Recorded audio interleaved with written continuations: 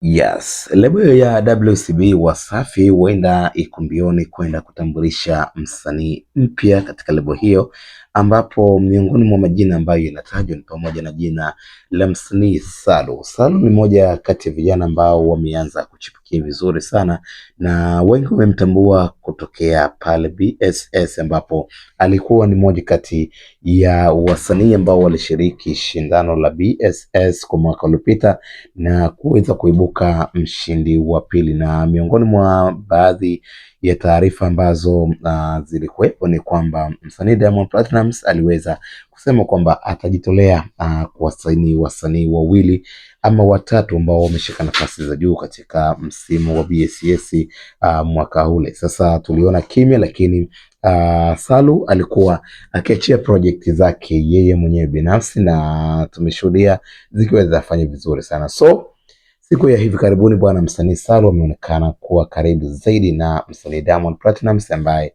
ni mkurugenzi wa lebo ya WCB, lakini pia ni mkurugenzi wa Wasafi Media kwa ujumla, na amekuwa ni back vocalist wa msanii Diamond Platnumz. Tumeona baadhi ya videos ambazo nimekuwekea hapo, ni videos ambazo Salu yuko katika sound check katika show ambayo Diamond Platnumz ameifanya siku ya jana kule Arusha, na ilikuwa moja kati ya show ambayo imefanya vizuri sana na imekuwa na mwitikio mkubwa sana. Sasa Salu alikuwa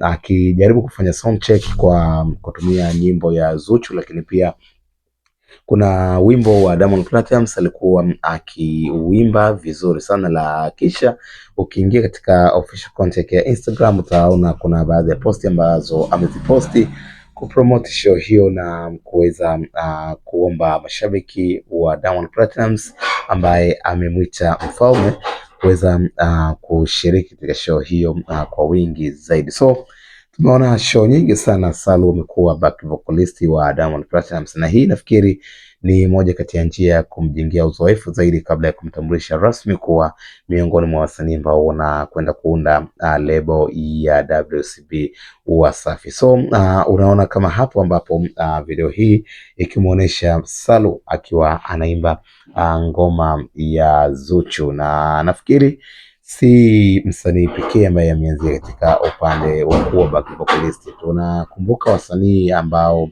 walikuwa katika lebo ya Kings Music ya Alikiba. Tumeona mtu kama Kili, mtu kama Kituga walikuwa ni back vocalist and then baadaye wakatambulishwa kuwa wasanii rasmi. So nafikiri kwa Salu pia ni njia moja wapo ambayo inakwenda kumtambulisha rasmi kama msanii wa WCB Wasafi. Tusubiri tu muda ufike na kuona ni lini na wakati gani sahihi ambao msanii Salu pengine atatambulishwa rasmi ndani ya lebo hiyo ya WCB Wasafi. Una maoni gani kuhusiana na taarifa hii? Tafadhali andika kwenye comment section, usisahau subscribe, like na